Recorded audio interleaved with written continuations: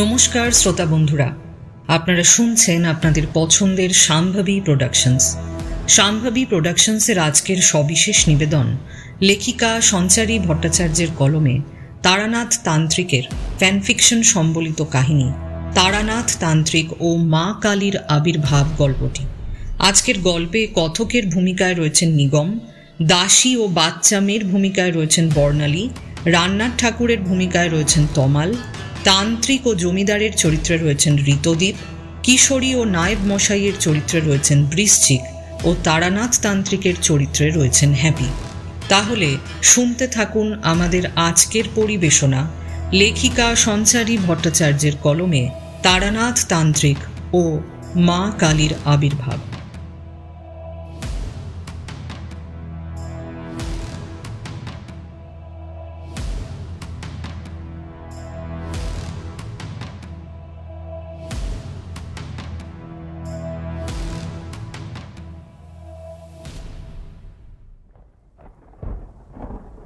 বর্ষাকালে এই জায়গায় জায়গায় জল জমাটা যে কতটা অসুবিধাজনক তা শুধু আমরাই বুঝি। আরে বাবা, আমরা অর্থাৎ এই বাঙালিরা। আর এই বর্ষাকালে ছাতার মাহাত্ম্য যে কি সে আর বলার অপেক্ষা রাখে না। তবে সমস্যাটা হলো, আমার ছাতাটা আমি কিশোরী ব্যাটার বাড়িতে ফেলে এসেছি। আর ও ব্যাটা যা করে নিজে এসে যে বন্ধুর একটু উপকার করে দিয়ে যাবে তার আর বালাই নেই। অগত্যা আমাকেই ঠেঙিয়ে যেতে হবে। ছাতাটা ছাড়া তো অফিস করাও দায়। মাসের শেষে তো হাতটাও ফাঁকা। একটা ছাতা কেনাটাও এখন চাপের ব্যাপার বই কি। কাল তো রবিবার, তাই আজকেই যেতে হবে। এসব ভাবতে ভাবতেই চললাম কিশোরীর বাড়ির উদ্দেশ্যে। সকালে এক পশলা বৃষ্টি হয়ে গিয়েছে। এখন বেলার দিকে বৃষ্টির দৌরাত্ম একটু কমতেই বেরিয়ে পড়লাম। তারপর বাড়ি থেকে বেরিয়ে কিছু দূর পৌঁছাতেই আবার ঝমঝমিয়ে বৃষ্টি শুরু হলো। কাক ভেজা হয়ে কর্দমাক্ত পায়ে গিয়ে পৌঁছলাম কিশোরীর বাড়িতে। গিয়েই হাঁক পাড়তে শুরু করলাম, কি হে কিশোরী, বাড়িতে আছো নাকি? আমি হাঁক পাড়তেই তড়িঘড়ি কিশোরী নেমে এলো নিচে। এসেই একগাল হেসে দিয়ে বলল, আরে এ বাবা, এ কি করেছো? কি কাণ্ড দেখো, পুরো ভিজে গেছো তো দেখছি। ওহো, তুমি আগে চলো, ঘরে চলো, দেখি সব মুছে নেবে, না হলে জ্বর চলে আসবে তো। আমি তো বেজায় চটে আছি। বেশ অভিমানের সুরেই বললাম, তুমি তো আর বন্ধুর খোঁজ নিতে যাবে না, তাই আমাকেই আসতে হলো। কিশোরী অমনি জিভ কেটে বলল, এ বাবা, দেখেছো, এইবারে মনে পড়েছে তোমার ছাতাটা তো আমার কাছে। ওহো, বেজায় অন্যায় হয়ে গেছে বন্ধু। এমন ভারী বর্ষার দিনে ছাতা ছাড়া তো নিরুপায় আমরা। আসলে তোমার বৌঠান বাড়ি নেই, বুঝলে, বাপের বাড়ি গেছে। আমার শাশুড়ি মা একটু অসুস্থ আর কি, ওই জন্য আমিও ছিলাম না, বুঝলে। এই দুদিন হলো সবে ফিরেছি। অফিস যাইনি, লম্বা ছুটি, একেবারে সোমবার থেকে যাব, সেই জন্য আর মাথা লাগাইনি। আর তার আগে ভাবছিলাম আমি তোমার বাড়ি একবার যাবই, আর তোমাকে নিয়ে একবার ঠাকুরমশাইয়ের বাড়ি থেকেও ঘুরে আসব। সেখানেও তো অনেকদিন যাওয়া হয় না। আর তুমি তো জানো আমি ভীষণ কুড়ে গোছের মানুষ, তাই ভাবতে ভাবতেই বেলা বয়ে গেছে আর কি। এসব বলতে বলতে কিশোরী খানিকটা লজ্জা পেয়ে গেল। আমি বললাম, থাক ভায়া, বন্ধুর কাছে আর লজ্জা পেতে হবে না। আগে বলো, বৌঠানের মা এখন কেমন আছেন? আর তোমার একটা জামা দাও দেখি শিগগির। কিশোরী আর দেরি করল না, জলদি গিয়ে একটা শুকনো জামা এনে দিল। আমিও সেটা গলিয়ে নিয়ে বেশ আয়েশ করে বসলাম। বললাম, তা আজ বিকেলেই যাবে তো নাকি? কিশোরী বলল, হ্যাঁ, দেরি করে লাভ নেই, চলো দেখি, অনেকদিন যাওয়া হয় না। নিশ্চয়ই সে আবার চিন্তা করছে, বুঝলে। তাছাড়া চারিমাকে অনেকদিন দেখিনি, তাকে না দেখলে মনটা কেমন ভারী হয়ে আসে। এক কাজ করো, আজকেই বিকেলে চলো, আর দেরি করে লাভ নেই। দুপুরে আবার এক পশলা বৃষ্টি হয়ে গেছে। দুপুর গড়িয়ে বিকেল হতেই তৈরি হয়ে বেরিয়ে পড়লাম দুজনে। কিছু দূর যেতেই রাস্তার মোড়ে পরিচিত মুখের হাসিটা দেখে বলে উঠলাম, বুঝলে ভায়া, এই বেলা তোমার সময়জ্ঞান আমাকে অভিভূত করে। কিশোরী অমনি হো হো করে হেসে বলল, আসলে মননসই ব্যাপারে আমি একটু বেশি পাংচুয়াল। আমিও হেসে উঠলাম। তারপর কিছু দূর পায়ে হেঁটে গিয়ে দাঁড়ালাম বহু পরিচিত মঠ লেনের গলিটার সামনে। কিশোরী আমাকে দাঁড় করিয়ে এগিয়ে গেল সামনের দোকানের দিকে। গিয়ে গরম গরম আলুর চপ কিনে ছুটে এসে বলল, বাহ, বেশ গরম আছে তো এখনো, চলো চলো তাড়াতাড়ি চলো, উনি এটা পেলে বেশ খুশি হবেন। আমিও বেরোনোর সময় আজ তো একটা পাসিং শোয়ের প্যাকেট সঙ্গেই নিয়েছিলাম। তারানাথের বাড়ির সামনে যেতেই মনটা ভালো হয়ে গেল। তারপর দরজায় টোকা মারতেই চারি এসে দরজা খুলে দিল। চারির হাতে চপের ঠোঙা ধরিয়ে দিয়ে আমরা ঘরের মধ্যে রাখা একটু ধুলো মাখা মাদুরের ওপর বসে পড়লাম। খানিক পরেই তারানাথ ঢুকলেন। আমাদের অনেক দিন পর দেখে তিনি বেশ অভিমানের সুরেই বললেন, তোমাদের সাথে আমার আর কোনো কথা নেই। তোমরা তো দেখছি আমাকে আর ভালোই বাসো না। না হলে এতদিন হয়ে গেল এই বুড়ো মানুষটার খোঁজ নিতে আসোই তো না। ভাবলাম বুঝি একেবারেই ভুলে গেছো আমায়। তারানাথ কথা বলতেই কিশোরী লজ্জা পেয়ে বলল, আরে মা না না ঠাকুরমশাই, চিচি এরম বলবেন না, একদমই নয়। আসলে আমি একটু সমস্যায় পড়ে গেছিলাম এই কয়েকদিন যাবৎ, তাই এদিকে আর আসা হয়নি। আর আমি আর বিভূতি তো একসঙ্গে না এলে আপনার ভালোও লাগে না, তাই একসাথেই আসা আর কি। কিশোরীর কথা শেষ হওয়া মাত্রই তারানাথ বলে উঠলেন, সে কি ভায়া, কি সমস্যায় পড়লে আবার তুমি? কিশোরী তার শাশুড়ির অসুস্থতার কথা জানাতেই তারানাথ বলে উঠলেন, তা বুঝলে, বয়স হলে আমাদের শরীরে নানান রোগের বাসা বাঁধে। আসলে ক্ষমতা কমে যায় কি না। অন্যান্য অসুখ বিসুখ না থাকলেও বার্ধক্যজনিত সমস্যায় ভুগতেই হয়। এই তো আমাদের সংসারের নিয়ম। আমারও তো বয়স হয়েছে, কোনো একদিন আর দেখবে আমি আর নেই। এই জগতের মায়া ত্যাগ করে চলে গেছি অনেক দূরে। শুধুমাত্র বড্ড চিন্তা হয় ওই চারি মায়ের জন্য। বেচারির এখনো বিয়ে দিতে পারলাম না। এই বলে তারানাথ একটা দীর্ঘশ্বাস ফেললেন। স্বাভাবিকভাবেই আমাদের মনটাও খারাপ হয়ে গেল। চারিমাকে আমরা যে বড্ড ভালোবাসি। তাই তারানাথকে থামিয়ে দিয়েই বললাম, এইসব অলক্ষণে কথা একদম বলবেন না, মরুক আপনার 70। নিন পাসিং শোতে দুটান দিয়ে এই বৃষ্টি মুখর দিনে একটা ভালো গল্প শোনান দেখি। বলতে বলতেই চারিমা মুড়ি আর গরম গরম চপ তেল আর লঙ্কা সহযোগে নিয়ে এলো। আর সেটা দেখেই কিশোরী লাফিয়ে উঠে একটা চপ গলাধকরণ করে তৃপ্তির হাসি হেসে উঠল। তারানাথ ততক্ষণে পাসিং শো ধরিয়ে শুক টান দিতে শুরু করেছেন। তারপর জ্বলন্ত পাসিং শোটা নারকেলের খোলায় নামিয়ে রেখে শুরু করলেন, তোমাদের আর কি গল্প বলবো, ওগুলো তোমরা নিছকই গল্প হিসেবে ধরে নাও। তোমরা যে বোঝো না, এগুলো আমার জীবনে ঘটে যাওয়া চরম কিছু সত্যি, আর যেসব সত্যি বাস্তব ব্যাখ্যা আমি কোনোদিনই উদ্ধার করতে পারিনি। মধুসুন্দরী দেবীর কৃপায় যতটুকু আয়ত্ত করেছিলাম তা দিয়েই কোনো ক্রমে জীবন অতিবাহিত করেছি। না হলে আমার ক্ষমতা কতটুকুই বা। এসব অভিজ্ঞতাতে এখন ধুলো জমেছে বুঝলে। তোমরা আসলে এগুলোর স্মৃতিচারণায় ডুবে একটু নিজের পূর্বসত্তা স্মরণের চেষ্টা করি মাত্র। তবে তোমরা তো এখনকার মানুষ, তাই অলৌকিক কিছু তোমরা বিশ্বাস করতে চাও না। আমি বললাম, না ঠাকুর মশাই, এইভাবে ভাববেন না। আপনার অভিজ্ঞতা শুনবো বলেই তো আসি, আমাদের নিরাশ করবেন না। আমার কথা শুনে মুড়ি চিবোতে চিবোতে তারানাথ শুরু করলেন, আজ থেকে প্রায় 20-25 বছর আগের কথা। তখন পূব গাঁয়ের জমিদার ছিলেন দর্পনারায়ণ চৌধুরী। জমিদার হিসেবে তিনি সেই সময় গ্রামে এক ধারে যেমন জেদি, অন্যদিকে তেমন দয়ালু হিসেবেই পরিচিত ছিলেন।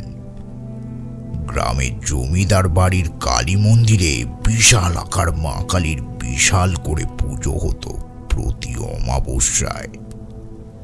আর সেই সময় পুরো গ্রামবাসীকে তিনি ভোগ খাওয়াতেন। দান ধ্যান কোনো দিকেই তার কোনোদিন কোনো কর্পণ্যতা ছিল না। অবশ্য ধন সম্পদ প্রাচুর্য কোনো ক্ষেত্রেই তার কোনো অভাব ছিল না। কেবল সমস্যা বংশানুক্রমে এই ধন সম্পদ রক্ষা করার জন্য কোনো উত্তরাধিকার তার জীবনে ছিল না। সন্তান লাভের জন্য তিনি অনেক চেষ্টা করেছিলেন, পুজো পার্বণও কম করেননি। মা কালীর কৃপা লাভের আশায় তিনি শেষে বিহ্বল হয়ে পড়েছিলেন। কিন্তু এত কিছুর পরও তিনি নিঃসন্তানই রয়ে গিয়েছিলেন। এরকম চলতে চলতে একসময় জমিদারের স্ত্রী অর্থাৎ রানীমাও ভেঙে পড়েছিলেন। কিন্তু জমিদার দর্পনারায়ণ তখনও নিজের জেদ বজায় রেখেছিলেন। তিনি স্থির করেছিলেন যে করেই হোক তিনি সন্তান লাভ করবেন। সন্তান লাভের আশায় তিনি উন্মাদ হয়ে গিয়েছিলেন। দর্পনারায়ণের নায়েব একটা সময় জমিদারের এই কষ্ট সহ্য করতে না পেরে ভিন গাঁ থেকে এক তান্ত্রিককে নিয়ে আসার কথা বললেন, যে এই সমস্যার সমাধান করার জন্য অর্থাৎ এক সিদ্ধ তান্ত্রিক তার পূজা এবং কঠিন তন্ত্রচর্চার দ্বারা জমিদার মশাইকে সন্তান লাভে সহায়তা করবেন। এই সকল প্রস্তাব পাওয়ার পর রাজা এই দর্পনারায়ণ কোনো দিকে না তাকিয়ে এই প্রস্তাবে রাজি হয়ে যান এবং সে সেই তান্ত্রিককে আনতে ভিন গাঁয়ে লোক পাঠান। এরপর সেই তান্ত্রিক জমিদার বাড়িতে এসে উপস্থিত হন। অমাবস্যার এক রাতে সেই সিদ্ধ তান্ত্রিক যজ্ঞ করবেন বলে স্থির করেন। তারপর তিনি জমিদার মশাইকে জানান যে, জমিদার মশাই, আপনার নায়েবের মুখে আমি সব শুনেছি। তার কথায় রাজি হয়ে আমি এত দূর এসেছি আপনার সমস্যার সমাধান করতে। কিন্তু ওই যজ্ঞ সম্পন্ন তখনই সম্ভব হবে যখন আপনি আপনার শরীরের রক্ত যজ্ঞ কুণ্ডে আহুতি হিসেবে প্রদান করবেন এবং পশু বলি দিতে সম্মত হবেন। শুধু তাই নয়, এই পূজার নিয়ম আর্চা পালন করাও যথেষ্ট কষ্টসাধ্য কাজ। তবেই না দেবীর বর প্রাপ্ত হবেন। জমিদার মশাই প্রথম দিকটায় কিছুই বুঝতে পারলেন না।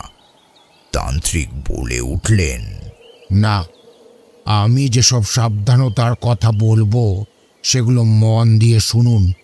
প্রথমত, ভোগের জন্য 108 রকমের ভোজ, সঙ্গে 108 রকমের ভাজা, 108টি প্রদীপ সহ 108টি জবার ফুলের মালা। এগুলো সবই ভীষণ শুদ্ধ থাকতে হবে, অর্থাৎ ফুলগুলো সদ্য ফোটা হতে হবে। সদ্য ফুটে থাকা ফুল নিয়ে তবেই মালা গাঁথতে হবে এবং বাকি সমস্ত আয়োজনেই শুদ্ধতা বজায় রাখতে হবে এবং ত্রুটিহীন 2টি পাঁঠা জোগাড় করতে হবে। তাদের প্রস্তুত করতে হবে বলির জন্য। এতটুকু বলে তান্ত্রিক থামলেন। জমিদার মশাই হুকুম দিলেন যেন সমস্ত কাজ সেভাবেই করা হয় যেভাবে তান্ত্রিক বলেছেন। আয়োজনে যেন কোনো ত্রুটি না থাকে। অমাবস্যার দিন আয়োজনের তোড়জোড় তুঙ্গে। জমিদার মশাই মনে মনে বেশ খুশি ছিলেন। আর হবেই না বা কেন, তার দীর্ঘদিনের স্বপ্ন পূরণ হতে চলেছে যে ভোর হতে না হতেই তান্ত্রিকের কথা অনুসারে জমিদার গিন্নি স্নান সেরে শুদ্ধ কাপড়ে পুজোর আচার অনুষ্ঠানের জোগাড়ে বসে গিয়েছিলেন।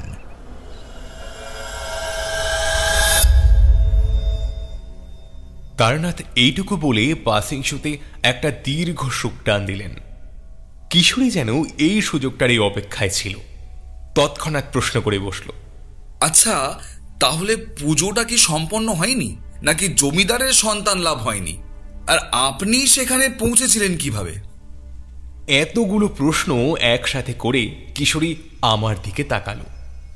অবশ্য আমার মনেও একই প্রশ্নেরা ভিড় জমিয়েছিল, তাই আমি আর কিশোরী উভয়ই তারানাথের দিকেই তাকালাম।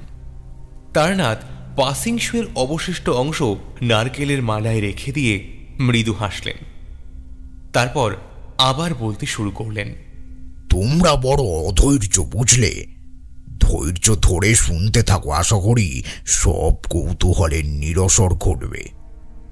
এই বিশ্ব সংসারে আমাদের কখন যে কাকে কিভাবে প্রয়োজন হতে পারে তা আমরা বলতে পারি না। কার জীবনের জট কাকে খুলতে হতে পারে তা যদি আমরা আগে থেকে বুঝতাম তাহলে অনেক সমস্যার সমাধান আমরা সময়ের আগেই করে ফেলতে পারতাম। হ্যাঁ হ্যাঁ, আপনি বলতে থাকুন, আমরা শুনছি। তারানাথ আবার বলতে শুরু করলেন, তবে জমিদার বাড়িতে পুজোর আয়োজনে সবকিছুর মধ্যে মায়ের ভোগ রান্নাটাও ছিল বিশেষ গুরুত্বপূর্ণ। তাই প্রধান পাচকের উপর বিশেষ দায়িত্ব ছিল সেদিকে লক্ষ্য রাখার। দুপুরের দিকে রান্নার কাজ শেষ হয়। এত রকমের বাহারি পদ সেই প্রথম রান্না হয়েছিল মা কালীর জন্য। পাচক ঠাকুর রান্না শেষ হতে প্রত্যেকটা জিনিস সুসজ্জিত ভাবে সাজিয়ে রেখে রান্নাঘর থেকে স্নান ঘরের দিকে গিয়েছিলেন এবং পাহারার দায়িত্বে তারই ছেলেকে রেখে গিয়েছিলেন। অন্যদিকে মন্দিরও আজ সেজে উঠেছিল বিশেষ আয়োজনে। গ্রামবাসীর আজ সে স্থানে প্রবেশের অনুমতি ছিল না।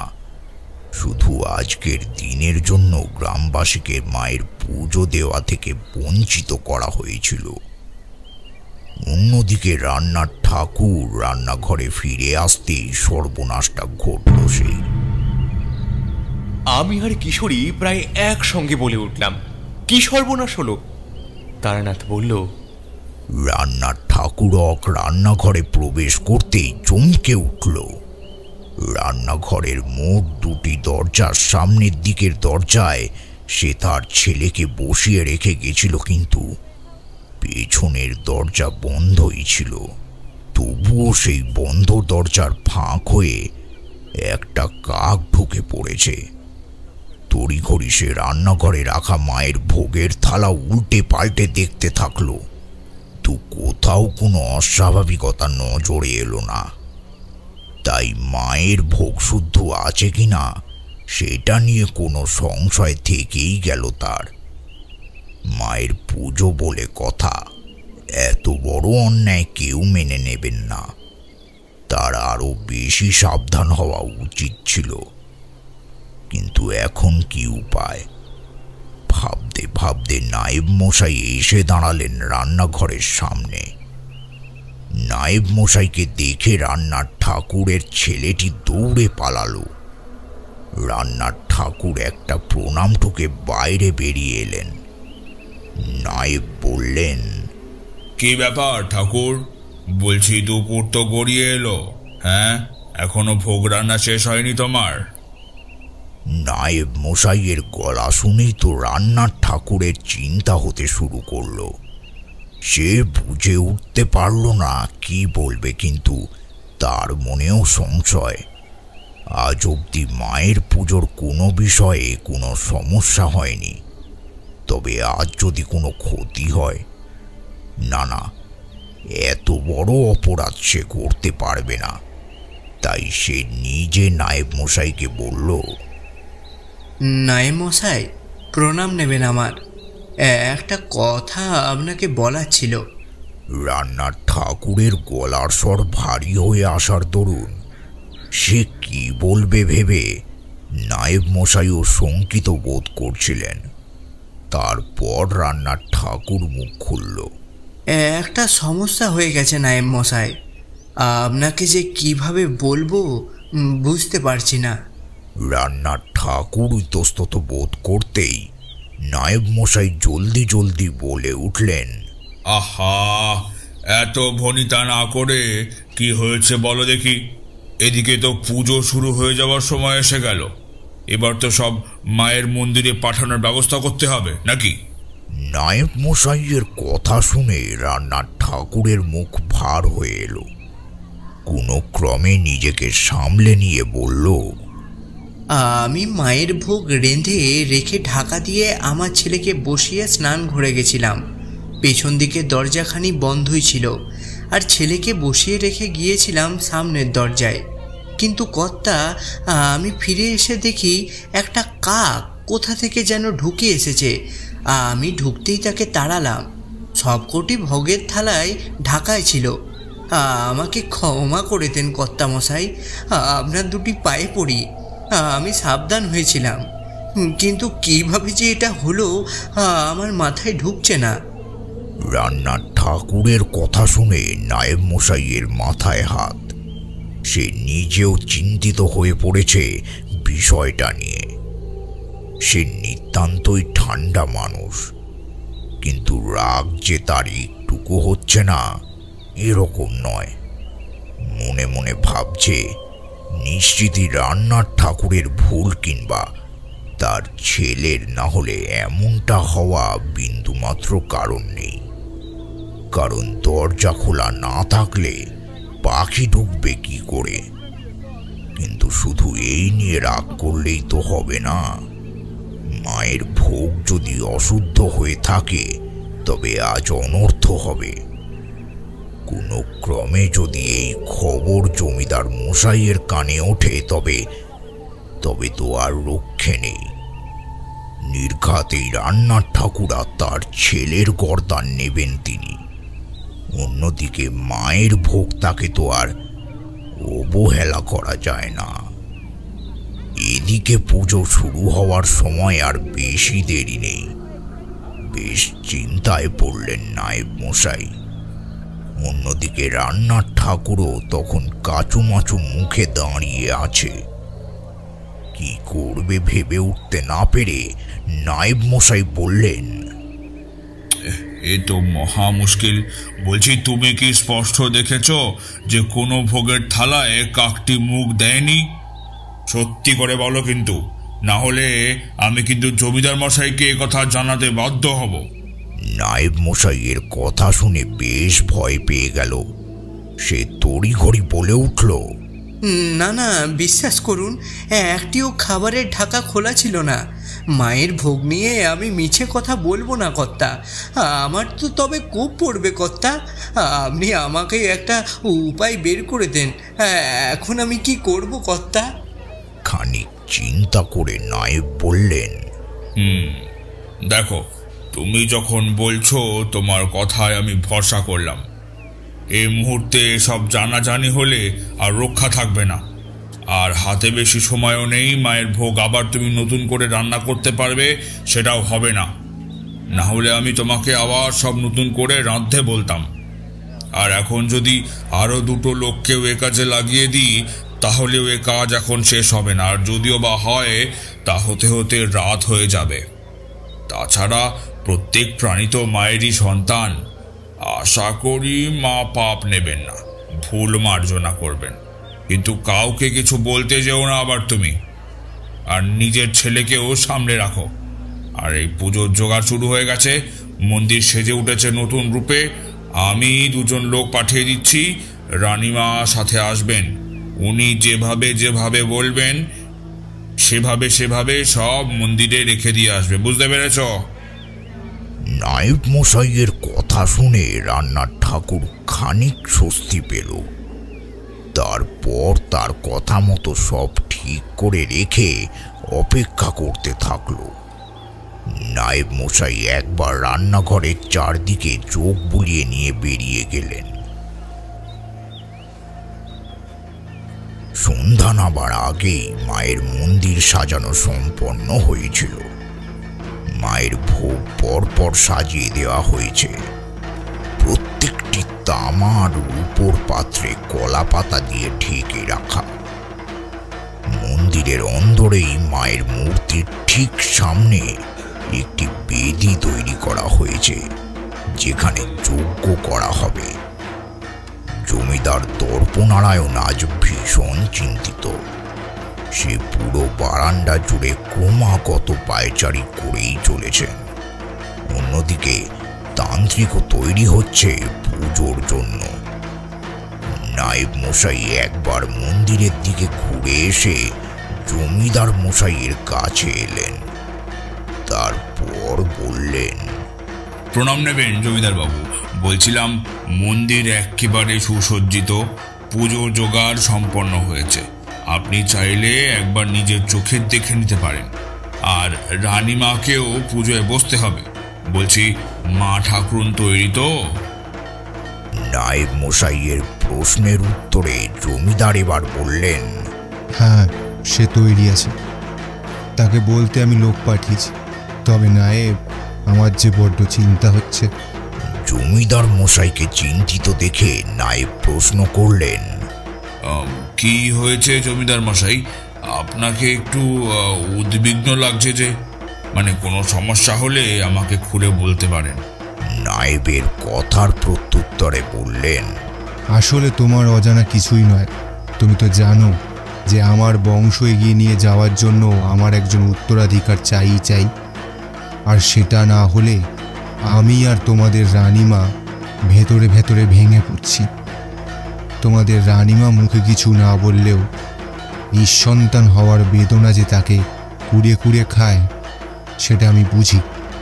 তাই আজকের যজ্ঞটা সফল হওয়া অতি প্রয়োজনীয়। কোনো ভুল ত্রুটি যাতে না হয়, তাই এই গুরু দায়িত্ব আমি তোমাকেই দিয়েছিলাম। আশা করি তুমি তা যথাযথ পালন করেছ। তবুও যতক্ষণ না কার্য সফলভাবে সম্পন্ন হচ্ছে, ততক্ষণ আমার চিন্তা রয়েই যাবে। জমিদার মশাইয়ের কথা শুনে নায়েব মশাইয়ের চিন্তা হতে শুরু করলো। তবুও তাকে আশ্বস্ত করার জন্য বললেন, বেশ, আপনি চিন্তা করবেন না। পুজোর সমস্ত জোগাড় সম্পূর্ণ হয়েছে। তান্ত্রিক মশাই মন্দিরে পৌঁছে গিয়েছেন। আপনি অনুমতি দিলে আমিও যাব। আর তারপর রানীমাকে আপনি নিয়ে আসুন ধীরে সুস্থে। এই বলে জমিদারকে প্রণাম জানিয়ে মন্দিরের উদ্দেশ্যে রওনা দিল নায়েব। পৌঁছে দেখল মন্দিরের দরজা ভেতর থেকে বন্ধ। সম্মুখে দাঁড়ানো দাসীকে এর কারণ জিজ্ঞেস করতেই সে জানালো যে তান্ত্রিক ঠাকুর আমাদের সকলকে মন্দির থেকে বের করে দিয়ে ভেতরে প্রবেশ করছেন এবং জানিয়েছেন সে না বলা পর্যন্ত যেন তাকে বিরক্ত না করা হয়। সে ঠিক তার সময় মতন দরজা খুলবেন।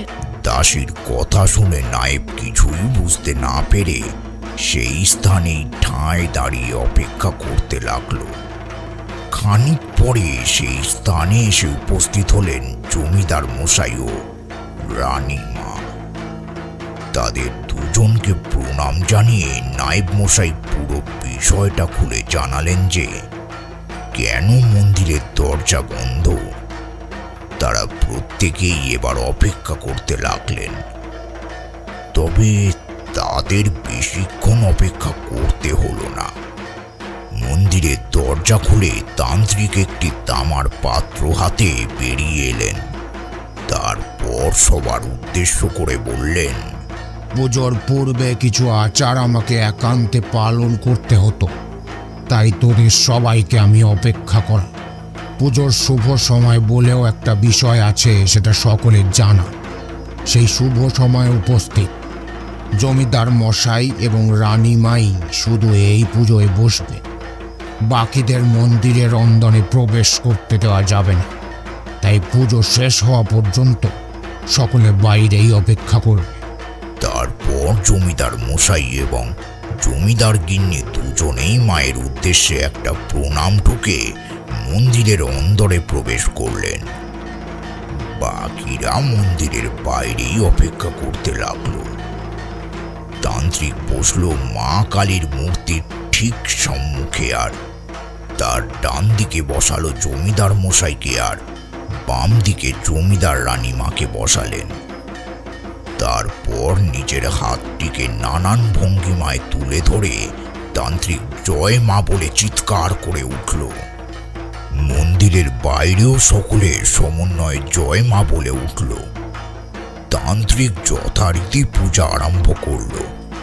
পূজা শুরু হবার পর সমস্তটা ঠিকই ছিল, কিন্তু এরপর সে যজ্ঞ করার জন্য যজ্ঞস্থান প্রস্তুত করতে শুরু করলো এবং নির্দেশ দিল বলি দেওয়ার বেদি প্রস্তুতের জন্য। মন্দিরে উপস্থিত সকলে বেশ চমকে উঠল, কারণ বলি দেওয়ার প্রথা এই গ্রামে অনেক বছর হলো বন্ধ হয়ে দেওয়া হয়েছে। জমিদার দর্পনারায়ণ যে আবার এই প্রথা চালু করতে চলেছেন, এটা কেউই আন্দাজ করতে পারেননি। তাই মন্দিরে উপস্থিত পূজারী সহ দু একজন গুজগুজ করে এই বিষয়ে কথা বলতে থাকলো।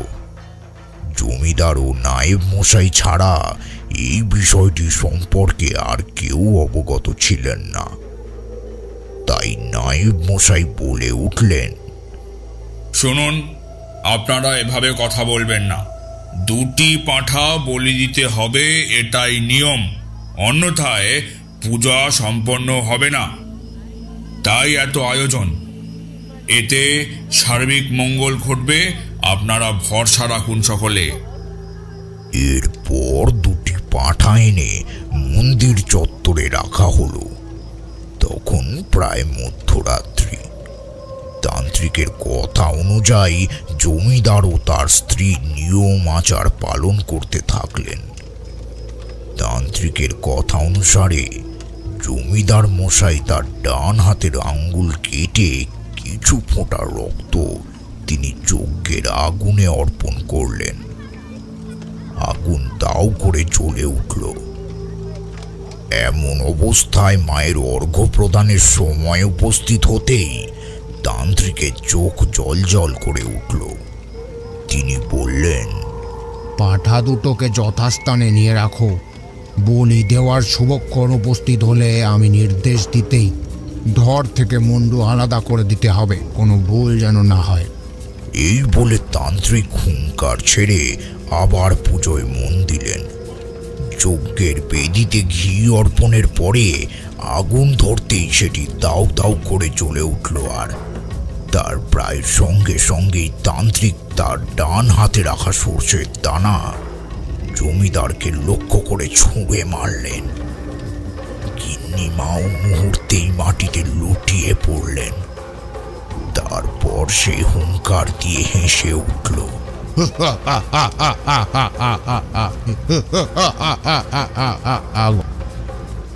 এরপর সে মায়ের মূর্তি উদ্দেশ্য করে আবারও অর্ঘ্য অর্পণ করতে যেতেই যজ্ঞের আগুন নিভে গেল।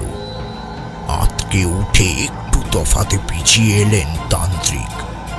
তারপর আবারও ঘি ঢেলে দিলেন কিছুটা এবং আগুন ধরতে গিয়েও দেখলেন আগুন জ্বলছে না। এক লহমায় পরিস্থিতি পরিবর্তন হয়ে গেল। জমিদার এবং গিন্নিমা তখন জ্ঞান শূন্য অবস্থায় মাটিতে লুটিয়ে পড়ে আছেন। তান্ত্রিক এবার নির্দেশ দিলেন, জয় মা, জয় মা। এক মুহূর্ত সময় নষ্ট না করে পাঁঠা বলি দিয়ে কাটা মুন্ডু দুটি নিয়ে আসা হোক।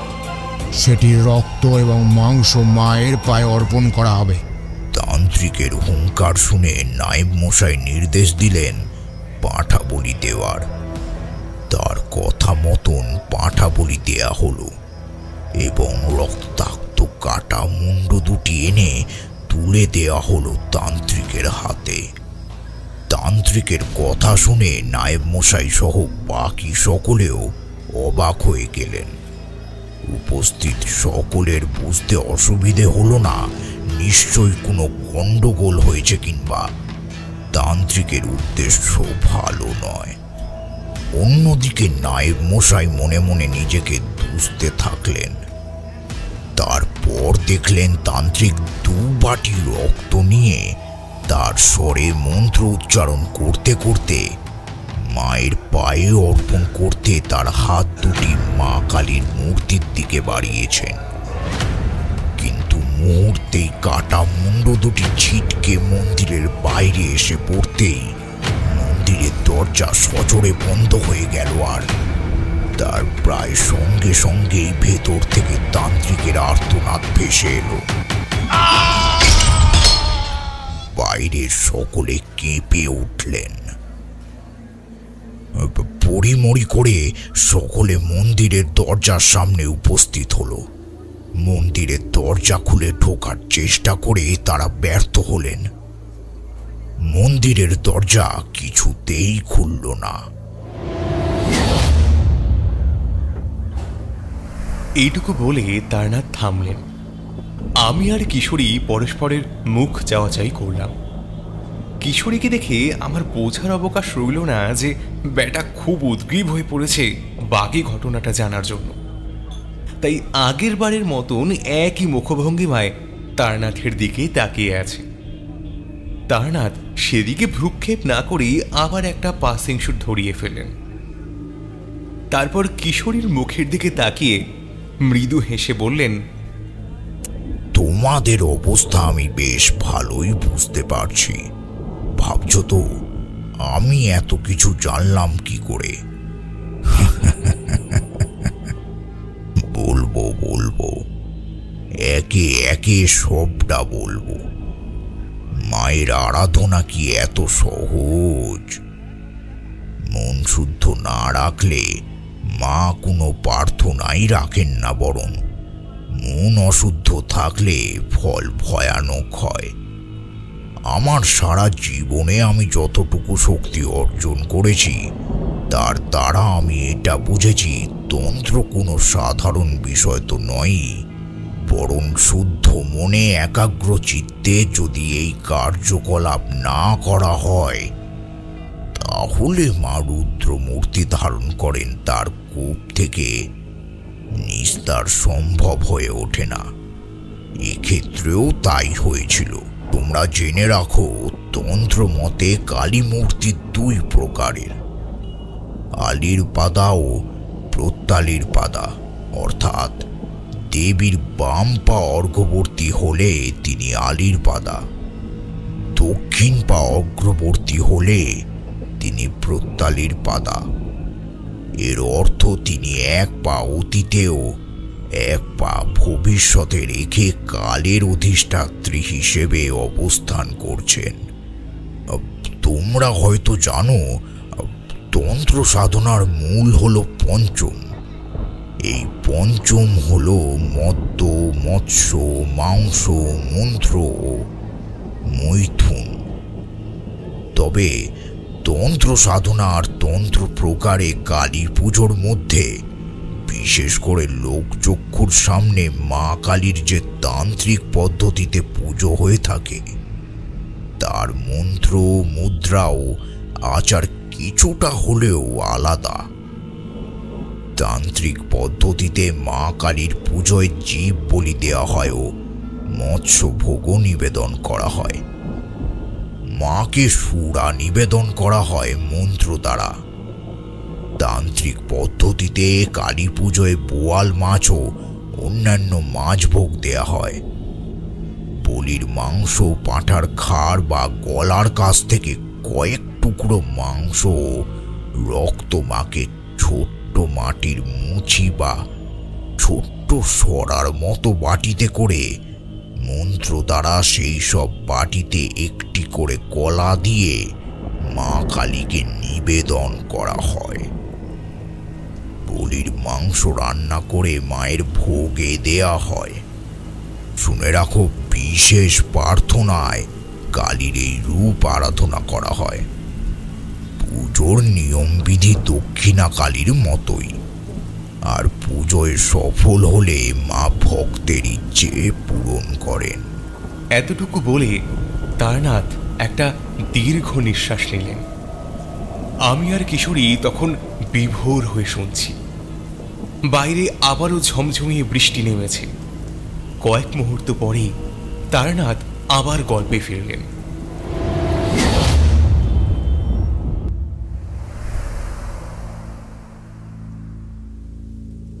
সেদিন মায়ের মন্দিরের দরজা বন্ধ হওয়ার পর নায়েব সহ আর কিছু দাস দাসী মিলে অনেক চেষ্টা করেও দরজা খুলতে পারলেন না। শেষে রাত ফুরিয়ে ভোর হতেই তারা মন্দিরের দরজা ভাঙার ব্যবস্থা করে। তারপর দরজা ভেঙে তান্ত্রিকের মৃতদেহ দেখে তারা আঁতকে ওঠে। তারপরই তারা জমিদার ও তার স্ত্রীর জ্ঞানশূন্য দেহটি পড়ে থাকতে দেখে এবং তাদের উদ্ধার করে মহলের ভেতরে নিয়ে আসে। কিন্তু আশ্চর্যের বিষয়, পরের দিন ভাঙা দরজাটি অক্ষত এবং ভেতর থেকে বন্ধ অবস্থায় দেখতে পাওয়া যায়। এরপর আর কেউ এই দরজা খুলতে পারেননি। এই ঘটনা আমি জানতে পারি নায়েব মশাইয়ের কাছ থেকে। এই ঘটনার বেশ কিছু মাস পর তিনি আমার খোঁজে এসেছিলেন, কিন্তু তখন আমি যাযাবর। আমার কোনো স্থায়ী ঠিকানা ছিল না। কোনোদিন এখানে তো কোনোদিন সেখানে। এইভাবেই গ্রামে গঞ্জে জঙ্গলে নদীর পাড়ে আমার দিন কাটত। আর যখন যখন মানুষের আমাকে দরকার পড়ত, আমি নিজেই কোনোভাবে তার ইঙ্গিত পেয়ে যেতাম, অথবা নিরুপায় মানুষটি আমার কাছে পৌঁছে যেত। তো এরকমই ঠিক একদিন আমি আমার দুর্গাঁয়ের এক বন্ধুর বাড়ি থেকে মধ্যাহ্ন ভোজন সেরে ফিরছিলাম। তখনই পথে আমার নায়েব মশাইয়ের সঙ্গে দেখা। তাকে দেখে আমার প্রথমে তেমনটা কিছু মনে হয়নি, কিন্তু সে আমাকে পাশ কাটিয়ে যেতেই আমার শরীরটা ভার হয়ে এলো। বুঝলাম মানুষটি বিপদে আছে। তাকে দাঁড় করিয়ে জিজ্ঞেস করলাম, শুনছেন? এদিকে একটু শুনুন। উনি অন্যমনস্ক হয়ে পেছন ফিরলেন, তারপর উত্তর দিলেন, আগে হ্যাঁ বাবা, বলুন। আমি বললাম, একটা কথা বলছি, আপনি কি কোনো সমস্যায় পড়েছেন? মানে আমাকে খুলে বলতে পারেন, আমি যদি কোনো সাহায্য করতে পারি। আমার কথা শুনে নায়েব মশাই খানিকটা অবাক দৃষ্টিতে আমার দিকে তাকিয়ে থাকলেন। তারপর আমাকে প্রণাম করে বললেন, আসলে বাবা, যদি আপনি কৃপা করে আমাদের গ্রামে যান তাহলে খুব উপকৃত হব। গ্রামে একটা অঘটন ঘটে গেছে আজ কয়েক মাস। আমি এক তান্ত্রিকের খোঁজে বেরিয়েছিলাম, কিন্তু আমার ভাগ্যটাই খারাপ। তবে সে যাই হোক, আপনার সঙ্গে দেখা হওয়ার পর বুঝতে পারছি আপনি সাধারণ কেউ নন। তাই বলছিলাম কি, আমার অনুরোধ, দয়া করে যদি আপনি আমার সাথে যান তবে আজীবন আমি কৃতজ্ঞ থাকব আপনার এই উপকারের জন্য। আমি হেসে বললাম, কার খোঁজে বেরিয়েছিলেন? সে নিরাশ হয়ে উত্তর দিল, আমি তো এসেছিলাম তারানাথ তান্ত্রিকের খোঁজে।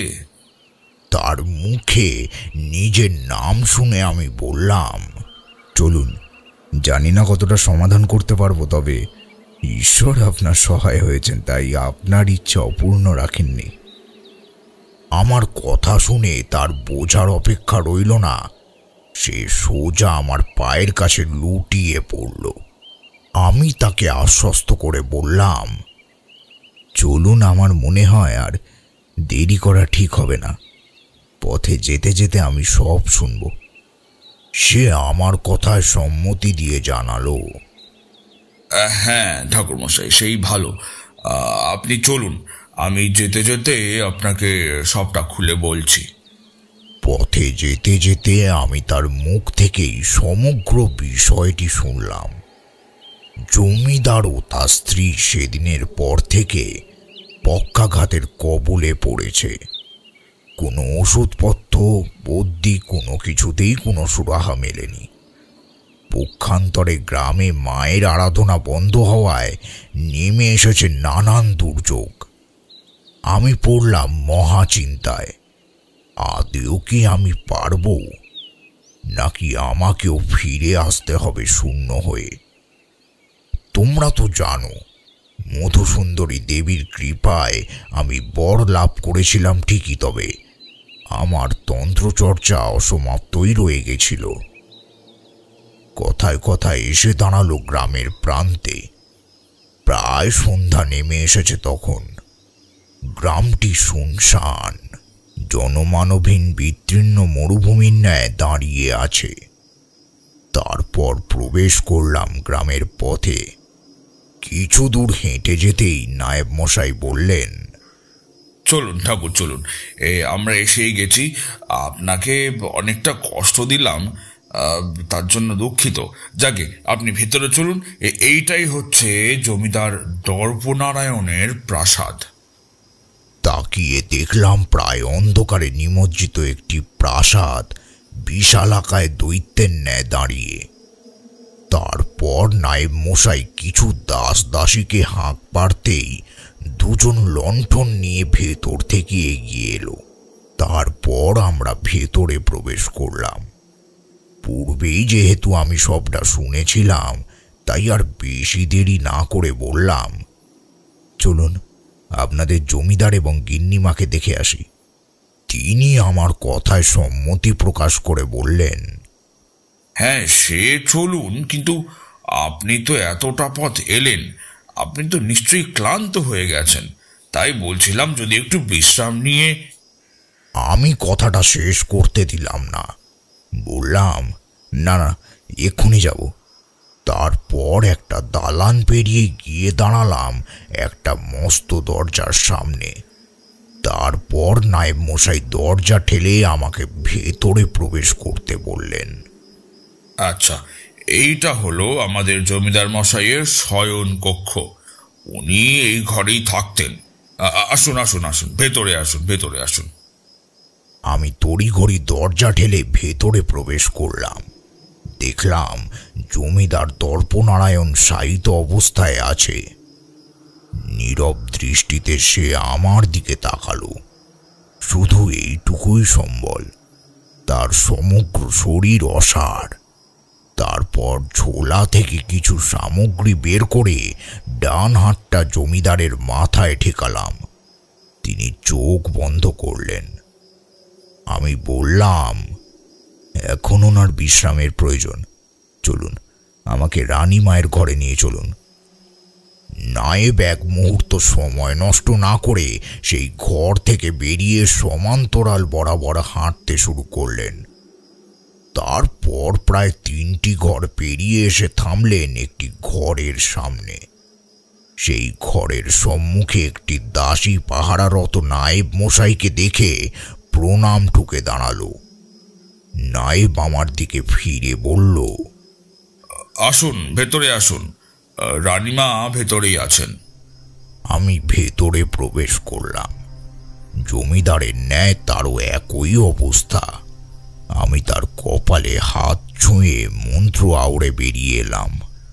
তারপর বললাম, আমাদের হাতে সময় বড় কম, জমিদার বাড়ির মন্দির কোন দিকে, আমাকে সেখানে নিয়ে চলুন। নায়েব আমার কথা অনুযায়ী আমাকে মন্দিরের কাছে নিয়ে এলো। মন্দিরের সামনে দাঁড়িয়ে দেখলাম মন্দিরের দরজা বন্ধ। আমি সামনে এগিয়ে গিয়ে মন্দিরের দরজায় হাত রাখলাম, কিন্তু দুর্ভাগ্য মন্দিরের দরজা খুলল না। আমি মনে মনে মাকে স্মরণ করে মন্দিরের দরজায় হাত রাখলাম, তবুও মন্দিরের দরজা খুলল না। ব্যর্থ হয়ে বললাম, চলুন অন্দরে। আমার কথা শুনে নায়েব বিষণ্ণ মুখে আমাকে নিয়ে ফিরলেন জমিদার বাড়ির অন্দরে। তারপর জিজ্ঞেস করলেন, ঠাকুরমশাই, দরজা তো খুলল না। আজ তো প্রায় 7 মাস তো হতেই চলল, মায়ের পুজো বন্ধ আছে। মন্দিরের পূজারী অনেক চেষ্টা করেও দরজা খুলতে পারেনি। নিরুপায় হয়ে ফিরে আসতে হয়েছে প্রতিবার, নিরুপায় হয়েই প্রতিবার ফিরে আসতে হয়েছে। আমি সবটা শুনে চুপ করে রইলাম। তারপর বললাম, আজ রাত হয়ে গেছে, যা করার কাল সকালে করতে হবে। আমি যা বুঝলাম, তান্ত্রিকটি তন্ত্রচর্চার এক বিশেষ প্রয়োগ দ্বারা জমিদার এবং রানীমাকে বশ করে তাদের জীবনী শক্তি নিজের মধ্যে প্রবেশ করিয়ে মা কালীর কাছে বলি দিয়ে সর্বশক্তিমান হতে চেয়েছিলেন। কিন্তু দুর্ভাগ্যক্রমে মায়ের ভোগ অশুদ্ধ হয়ে যাওয়ায় মা তার পুজো গ্রহণ করেননি। তাই সে মায়ের করাল গ্রাসে প্রাণ হারিয়েছেন এবং মা চিরকালের মতন তার দরজা বন্ধ করে দিয়েছেন। মায়ের পুজোর ব্যবস্থা করতে হবে, কিন্তু কিভাবে সেটাই এখন চিন্তা। এই বলে আমি নায়েব মশাইকে বিদায় জানিয়ে কোনো রকম ভাবে রাত্রি যাপন করলাম। পরদিন ভোর হতেই আমি বেরিয়ে পড়লাম গ্রামের উদ্দেশ্যে, আর এদিক সেদিক ঘুরে ভাবতে লাগলাম কি প্রকারে মায়ের মন্দিরের দরজা খোলা সম্ভব হয়। কিন্তু অনেকটা সময় পেরিয়ে যাওয়ার পর কোনো ভাবনা আমার মাথায় এলো না। আর যাই বলো, আমি জমিদার বাড়ির উদ্দেশ্যে ফিরেই আসছিলাম, এমন সময় পথে একটা বাচ্চা মেয়ে, এই ধরো আমার চারি মায়ের বয়সই হবে তখন, সেই ছোট্ট মেয়েটি আমার পথ রোধ করে দাঁড়ালো। আমি মৃদু হেসে তাকে জিজ্ঞেস করলাম, তুমি কে মা? এত ভোরে তুমি এখানে কি করছো? তোমার বাড়ি কোথায়? সে কোনো উত্তর দিল না, বরং আমার দিকে তাকিয়ে মুচকি হাসতে লাগলো। আমি আবারও একই প্রশ্ন করলাম, মা তুমি কে? কোথায় থাকো? এবার সে উত্তর দিল, কি জানি বাপু, আমার অত শত মনে থাকে নাকি? আমি ছোট না? আচ্ছা, আমায় কি তোমার সাথে নেবে? আমি অবাক হয়ে চেয়ে রইলাম তার দিকে। তারপর বললাম, এ কি, তুমি কোথায় থাকো মনে নেই? আমার সাথে গেলে যদি তোমার পিতামাতা তোমার খোঁজ করেন, তবে তারা যে খুব চিন্তা করবেন, তখন কি হবে? সে এবার জোরে জোরে হাসতে থাকলো। তারপর উত্তর দিল, তুমি আমাকে তোমার সাথে না নিলে আমি এক্ষুনি চলে যাব। আমার কি যাওয়ার জায়গার অভাব আছে নাকি? এই বলে সে কেমন একটা ভাবে মুখ ভেঙালো। আমার কেন জানি না বড্ড মায়া লাগলো। কোলে তুলে নিয়ে চললাম জমিদার বাড়ির দিকে। জমিদার বাড়িতে ঢুকে সোজা তাকে নিয়ে পৌঁছালাম নিজের ঘরে, যেই ঘরে আমাকে থাকতে দেওয়া হয়েছিল ওই সেখানে। তারপর তাকে চুপটি করে বসতে বললাম। খানিক পরে নায়েব মশাই এলেন সকালের খাবার নিয়ে। এসে তিনি বাচ্চাটিকে দেখে চমকে উঠে বললেন, এটি কে ঠাকুরমশাই? আগে তো কখনো দেখিনি। আমি বললাম, আপনাদেরই গ্রামের একটি বাচ্চা। ভোরে উঠে আমি গ্রামের উদ্দেশ্যে বেরিয়েছিলাম, পথেই তাকে পেলাম। সে পথে ঘুরছিল, বাড়ি চিনতে পারছিল না, তাই সঙ্গে নিয়ে এসেছি।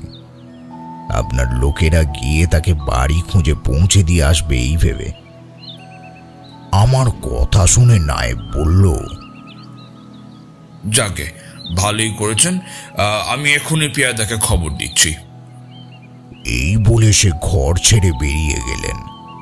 আমি তখন চুপ করে ঘরের একটি জায়গায় বসে আছি। মেয়েটি এসে আমায় জিজ্ঞেস করলো, কি এত চিন্তা করছো বাপু? আমি নিজের খেয়ালে হেসে বললাম, মা যে পুজো নিতে চাইছে না, কি করি বলতো? সে তৎক্ষণাৎ বলে উঠল, মন থেকে ডাকলে মা ঠিকই সাড়া দেবে, আর দরজাও খুলে দেবে। কি মনে হতেই জলদি ঘর থেকে বেরিয়ে নায়েব মশাইয়ের কাছে গিয়ে বললাম, আজ সন্ধ্যায় পুজোর আয়োজন করতে হবে। সে অবাক হয়ে বলল, কিন্তু মন্দিরের দরজা যে ভিতর থেকে বন্ধ। আমি বললাম, তাতে কি, মা তো আছেন ভেতরে, বাইরে থেকেই না হয় মায়ের আরাধনা হবে। আমার কথার মাহাত্ম্য বুঝতে পেরে নায়েব মশাই আমাকে একটা প্রণাম ঠুকে পুজোর জোগাড় করতে চলে গেলেন। দুপুর গড়িয়ে সন্ধ্যা নামল। মন্দিরের বাইরে মস্ত আচ্ছাদন খাটিয়ে মায়ের পুজোর আয়োজন হয়েছে। যজ্ঞের সমস্ত আয়োজন করা হয়েছে। যথাসময়ে আমি পুজোয় বসেছি। যজ্ঞের আগুনে ঘি ঢালতেই দাউ দাউ করে আগুন জ্বলে উঠল। সবাই একটি জায়গায় দাঁড়িয়ে এক মনে মাকে স্মরণ করতে থাকলো। আমি চোখ বন্ধ করে মন্ত্রোচ্চারণ শুরু করলাম। এক সময় পুজো প্রায় শেষের মুখে সবাই করুণ দৃষ্টিতে মায়ের মন্দিরের দরজা খোলার অপেক্ষায় চেয়েই আসে। আমিও এক পথের পথিক, কিন্তু মন্দিরের দরজা খুলল না। হতাশ হয়ে যখন নিজের সমস্ত শক্তি কাজে লাগিয়েও ব্যর্থ হলাম, তখন জমিদার বাড়ির অন্দর থেকে বাচ্চা মেয়েটি ছুটে এলো। খিলখিলিয়ে হাসতে হাসতে গিয়ে তার ছোট্ট দুটি হাত রাখলো মন্দিরের দরজার উপর। তারপরই সেই অবাক কাণ্ড। হ্যাঁ, তারপরই ঘটল সেই ঘটনা। আমাদের সকলকে অবাক করে দিয়ে মন্দিরের দরজা খুলে যেতে লাগলো। কয়েক মুহূর্ত পর মন্দিরের দরজা সম্পূর্ণ উন্মুক্ত হলো। মায়ের উজ্জ্বল শান্ত মুখখানি প্রত্যক্ষ করলাম আমরা সকলে। একসাথে সকলের সমন্বয়ে বলে উঠলাম, জয় মা, জয় মা। তারপর মন্দিরের ভেতরে প্রবেশ করে প্রদীপ ধরালাম। দাসী ছুটে এসে খবর দিয়ে গেল জমিদার মশাই এবং রানীমা উঠে বসেছেন। সকলের চোখের কোল ভিজে এলো, লুটিয়ে পড়ল মায়ের পায়ের সামনে। কিন্তু এসবের মাঝেও আমি লক্ষ্য করলাম বাচ্চা মেয়েটি আর নেই। এক নিমেষেই আমাদের অলক্ষ্যে অনেক দূরে চলে গিয়েছে। আমার বুঝতে অসুবিধে হলো না, মা স্বয়ং মায়ের দরজা খুলেছেন। আমার চোখের কোণ ঘেঁষে জল বেরিয়ে পড়ল। এত এত কাছে থেকেও মাকে চিনতে না পারার যন্ত্রণা আমাকে বিহ্বল করে দিল। দু চোখ বন্ধ করে মা, মারে বলে ডেকে উঠলাম।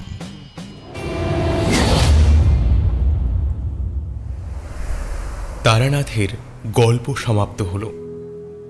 দেখলাম তারানাথের চোখ এখন ভিজে এসেছে। কিশোরের চোখেও জল। মিথ্যে বলবো না, আমার চোখের কোণেও জল জমেছে। মায়ের দর্শন পাওয়ার ভাগ্য কটি মানুষের বা জোটে? যাদের জোটে তারা ভাগ্যবান, যেমন আমাদের প্রিয় তারানাথ। তাকিয়ে দেখলাম কিশোরী মাথা নিচু করে বসে রয়েছে। জানি না কেন আজ দুজনেই বাড়ি ফেরার ইচ্ছে হারিয়েছিলাম। তারানাথের বাড়ি থেকে উঠে আসতে ইচ্ছেই করছিল না। তবুও যে আমাদের ফিরতে হবে। তবে তারানাথের গল্প শুনতে, দুঃখিত, তার জীবনে ঘটে যাওয়া সত্য ঘটনাগুলো কল্পনায় প্রত্যক্ষ করতে আমরা আবারও আসব। আমাদের যে আসতেই হবে।